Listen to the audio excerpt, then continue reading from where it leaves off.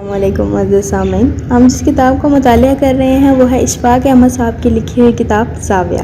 Recording پسند آنے کی صورت میں ویڈیو کو لائک کریں، چینل کو سبسکرائب کریں اور بیل آئیکن کو دبانا نہ بھولیے گا تاکہ مزید آنے والی ریکارڈنگز بھی آپ سن سکیں۔ تو چلیے شروع کرتے ہیں زاویہ۔ مایوسی، یہ جو مایوسی کا بھور ہوتا ہے یہ بڑا ظالم گرداب ہوتا ہے۔ اس کے کنارے کنارے پر آدمی گھومتا رہے تو بچنے کی کچھ امید ہوتی ہے، لیکن جب بہت گہرا اتر جائے تو پھر بچنے کی کوئی آس باقی نہیں رہتی۔ میں ابھی ایسی ہی محفل سے اٹھ کر آیا ہوں جہاں نوجوان لڑکے اور لڑکیاں اپنے موجودہ حالات پر تبصرے کر رہے تھے اور ان کے اندر مایوسی اور نا امیدی کی ویسی کیفیت پیدا ہو گئی تھی جیسا کہ کسی زمانے میں جب ہم ان کی عمر میں تھے ہمارے اندر پیدا ہوتی تھی۔ ہمارے زمانے میں چونکہ کوئی سائیکیٹرسٹ، کوئی ڈاکٹر، کوئی ماہر نفسیات نہیں تھے، تو اس لیے ہم اپنے دکھ کا مداوع کرنے کے لیے ان بڑوں کی طرف بھاگتے تھے جن کے پاس کوئی ایسا پوشیدہ نسخہ ضرور موجود ہوتا تھا جس کو آپ ہمارا بابا کہہ لیں تو وہ ہماری مشکلات کے حل ڈھونڈ کر ہمیں دے سکتے تھے۔ ہم بابوں سے پوچھتے تھے کہ آپ ایسا نسخہ کہاں سے حاصل کرتے ہیں تو وہ کہتے تھے کہ آپ بھی یہ فن، طب اور روحانیت کا عمل سیکھ سکتے ہیں، کیونکہ نسخہ جو ہے وہ سائل کے پلے کے ساتھ بندھا ہوا ہوتا ہے، اس کو صرف کھولنا ہوتا ہے اور اس کے حوالے کر دینا ہوتا ہے۔ آدمی اس کے ساتھ جھگڑا کرتا ہے، تکرار کرتا ہے، اس کے ساتھ ڈائلاگ میں شریک ہوتا ہے، اس لیے اس کے پلوں میں بندھا ہوا نسخہ کھولنا مشکل ہو جاتا ہے اور اس کا پھر کوئی علاج نہیں ہو پاتا۔ ہم بڑی گہری مایوسی کے دور سے گزر رہے ہیں، تو انہوں نے کہا آپ کو کم از کم مایوس ہونے کا اور نا امید ہونے کا کوئی حق نہیں ہے۔ وہ لوگ جو آپ سے پہلے گزر گئے یا جن کا کوئی نام و نشان باقی نہیں رہا، جن کے بارے میں لوگ جانتے نہیں ہیں یا جن کا صفحہ ہستی پر کوئی مواد تحریر نہیں، ان کو تو مایوس ہونے کا حق ہے، لیکن آپ کو حق نہیں ہے۔ میری طرف مخاطب ہو کر کہنے لگے کہ آپ جو ہیں، آپ کے جو بڑے پردادا تھے وہ پورس کے فوج میں ملازم تھے اور وہ سکندر اعظم سے لڑے اور انہوں نے بڑی داد شجاعت دی اور ان کا ایک بازو کٹ گیا، لیکن زندہ سلامت گھر پہنچے اور ان کے ہاں جو بیٹا پیدا ہوا اس کے کٹے ہوئے بازو والے سورما کے گھر میں جو کہ آپ کے جبڑ دادا تھے وہ اس دنیا میں آیا اور زندہ رہا، سلامت رہا۔ اس کی نسل آگے چلی۔ جو آپ کا سکٹ دادا تھا وہ پانی پت کی دوسری لڑائی میں شامل ہوا اور خوب بے جگری کے ساتھ لڑا اور فاتح ہو کر واپس آیا، لیکن جو اس کے گھر بچہ پیدا ہوا وہ جوان، توانا اور خوبصورت تھا اور وہ طاعون کے ہاتھوں مارا گیا، لیکن اس کے گھر ایک اور بچہ پیدا ہو چکا تھا جو آگے بڑا، پھولتا پھلتا رہا۔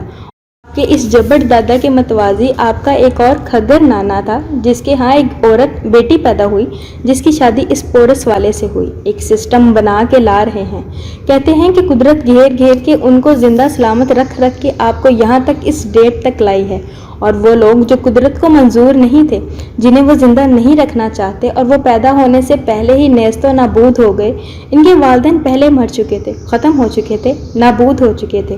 آپ جو اس دنیا میں میرے سامنے موجود ہیں تو آپ نہایت محترم، نہایت اعلیٰ، نہایت سپیریئر، نہایت اسٹرانگ اور نہایت امپورٹنٹ لوگ ہیں، ورنہ قدرت ایسی غلطیاں، ایسی حماقت کبھی نہیں کرتی اور آپ کو کوئی حق نہیں پہنچتا آپ مایوس ہوں اور اس نعمت کا شکریہ اس طریقے سے ادا کریں جیسے کہ آپ کرتے ہیں۔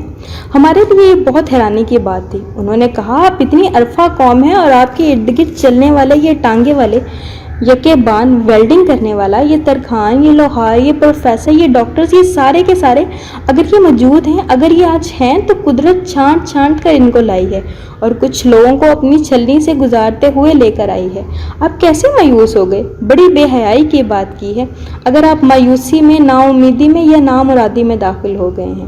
ہم نے کہا لیکن ہم تو ہو جاتے ہیں، کوئی ایسا لمحہ ہم پر نہیں گزرتا کہ ہم مایوس نہ ہوں، گھبرائے نہ ہوں، باوجود اس کے کہ اللہ بار بار فرماتا ہے کہ میری رحمت سے نا امید نہ ہو۔ اس میں بڑا کوئی راز ہے۔ تو فرمایا ہے فرمانے والے نے کہ چونکہ آپ کی زندگیوں میں خواہش، آرزو، ڈیزائر اتنی گہری اتر چکی ہے کہ آپ سوائے مایوسی کی بیٹری کا چارج لینے کی اس ڈیزائر کو رکھ لیتے ہیں۔ لمحے آپ کے اندر کسی نہ کسی شے کی خواہش پیدا ہوتی ہے اور وہ خواہش ختم نہیں ہوتی، اس لیے آپ مایوسی کے ساتھ چلیں گے۔ جب خواہش کم ہوتی چلی جائے گی تو آپ کی وہ ڈیزائر آپ کے ساتھ رہیں گی، وہ خواہشیں رہیں گی اور آرزوئیں رہیں گی جو کہ رہنی چاہیے، پھر آپ کو کبھی مایوسی نہیں ہوگی۔ آپ ایسے ہی پھریں گے جیسے ایک بلبل ہوتا ہے، جس طرح ایک چڑیا چہچہاتی ہے۔ آپ کو پتہ ہے، بابے کہتے ہیں کہ بلبل کو پتہ نہیں ہوتا کہ موت آ رہی ہے، وہ گانا گا رہی ہوتی ہے اور موت آ جاتی ہے۔ آپ ہر روز مرتے ہیں، ہر روز خوف زدہ ہوتے ہیں، خوف کے مارے آپ کا دم وقت سے پہلے ہی نکلا ہوا ہوتا ہے، بلکہ every moment every day you keep on them. چڑیا کو اس کا نہیں پتہ، گھوڑے کو نہیں پتہ، شیر کو نہیں پتہ، وہ بڑے مزے سے آزادی کے ساتھ چلے جاتے ہیں کیونکہ ان کے اندر کی ڈیزائر نہیں ہے جو ہمارے اندر اشتعال پیدا کرتی ہے یا ہمارے اندر تصویر پیدا کرتی ہے۔ تصویر ہمارے ہاں منع ہے، اور عام طور پر سمجھدار سیانے بڑے کہتے ہیں یہ کیوں منع ہے؟ تصویر آپ کے اندر ایک خواہش پیدا کرنے کا بہت بڑا ذریعہ ہے۔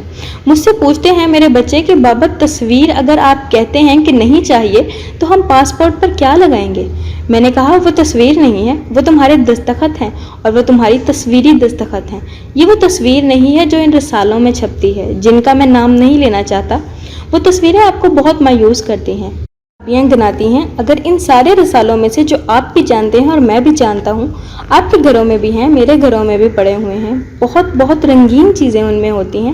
ایک لمحے کو سوچئے ان میں رنگین تصویر بھی نکل گئی اور صرف متن رہ گیا تو آپ کی زندگیوں میں سے میری کیلکولیشن کے مطابق، میری سوچ کے مطابق آپ کی زندگیوں میں سے 50 سے 60% نا امیدی اور مایوسی ختم ہو جائے گی۔ خیر، یہ بات عرض کر رہا تھا، میں نے کہا کہ ہمارے ساتھ اتنی ساری کالک کیوں لگ جاتی ہے؟ جب ہم اٹھتے ہیں تو اندر باہر کالک لگی ہوتی ہے۔ کہنے لگے اس کالک کو دور کرنے کا فن آپ کو آنا چاہیے۔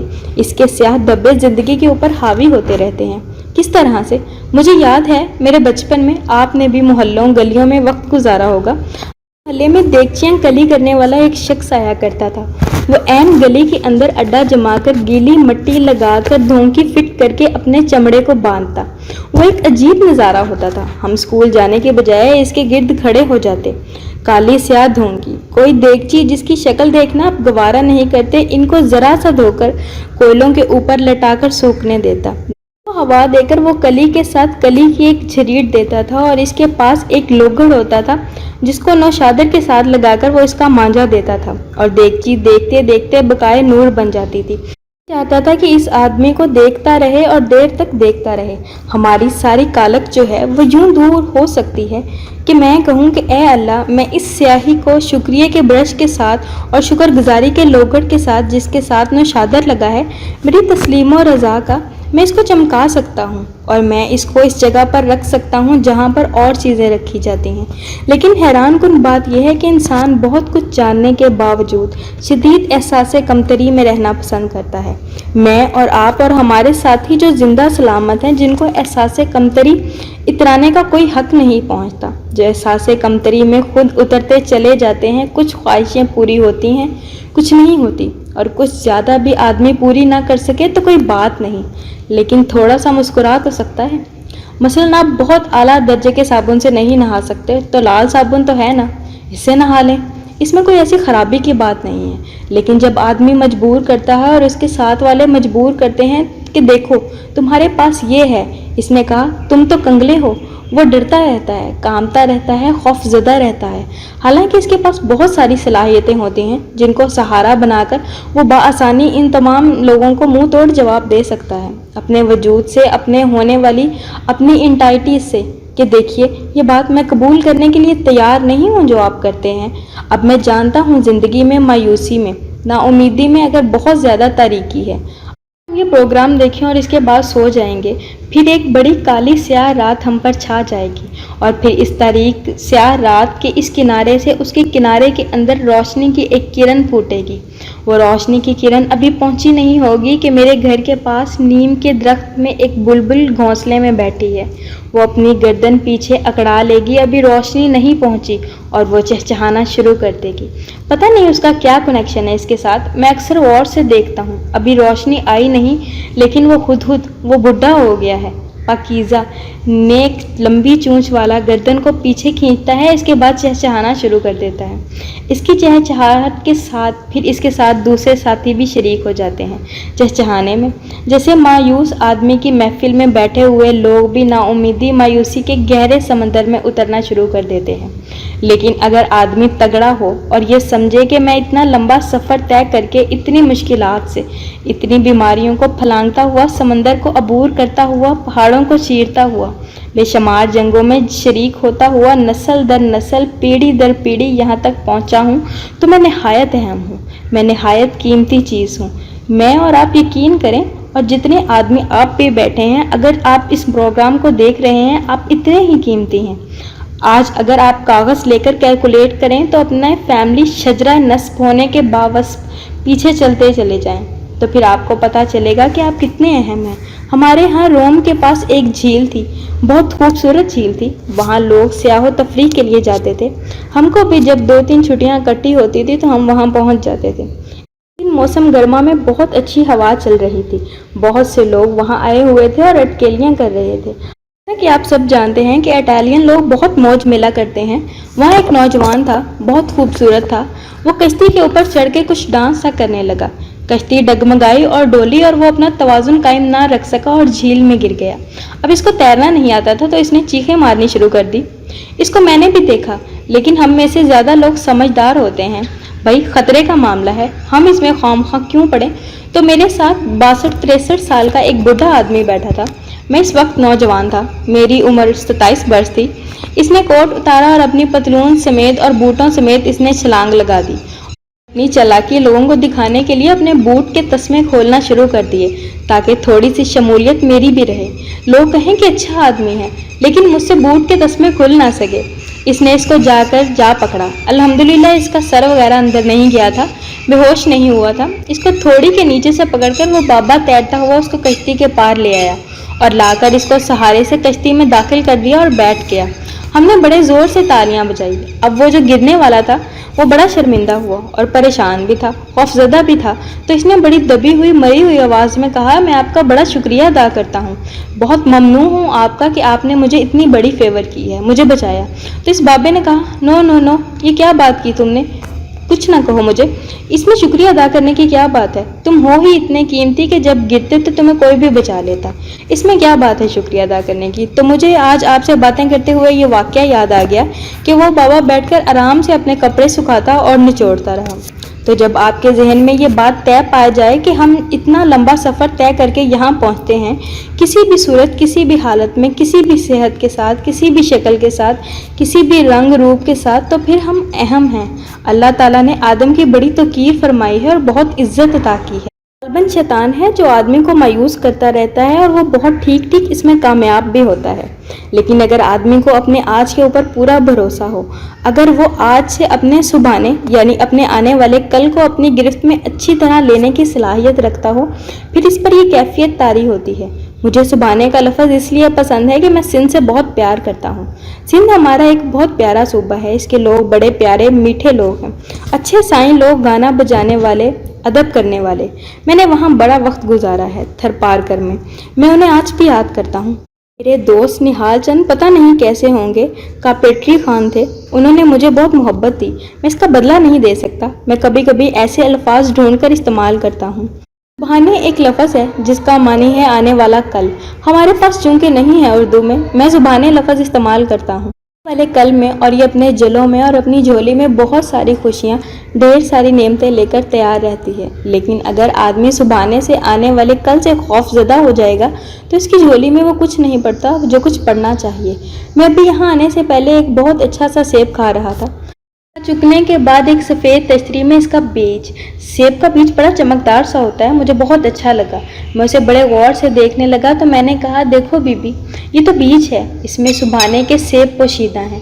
ایسی بات کر رہا تھا کہ وہ کہنے لگی کہ آپ کون سے سیب کی بات کر رہے ہیں، اس بیج میں تو 300-400 سیب پوشیدہ ہیں، یہ آپ کس سیب کی بات کر رہے ہیں؟ میں نے کہا، یہ اچھی بات ہے، اس آنے والے کل کے لیے اپنے آپ کو تیار کرنا ہے، اور وہ مایوسی کی بات یہ ہے کہ اس میں سے نکلنے کے لیے بہت ساری چالاکیاں اختیار کی جا سکتی ہیں، اور میں یہ سمجھتا ہوں کہ میرے بابوں نے مجھے یہی بتایا ہے کہ اگر آپ اپنی خواہش کو، اپنی تمنا کو، اپنی آرزوؤں کو ذرا سا روک سکیں، جس طرح آپ اپنے پیارے ڈاگی کو کہتے ہیں کہ تم ذرا باہر دہلیز پر ٹھہرو، میں اپنا کام کرتا ہوں، پھر میں تمہیں لے کر چلوں گا، تو ڈیزائرز کو سنگلی ڈال کر چلیں، اور ڈیزائرز کو جب تک آپ پیار نہیں کریں گے کتے کی طرح سنگلی ڈال کر سیر نہیں کروائیں گے، اسے نچائیں گے نہیں، اس کو گلستان کی سیر نہیں کروائیں گے، وہ چمٹ جائے گی، آپ اس کے ساتھ ڈی اٹیچ رہیں۔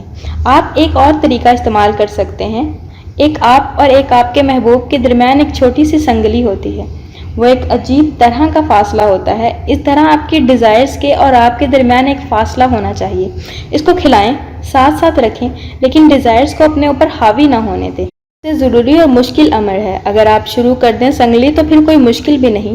ایک پیٹ کی ایک لمبی کہانی یاد آئی تھی، پھر کسی وقت عرض کروں گا، لیکن اس کا تعلق ڈیزائر سے، انسان کی ذات سے ہے۔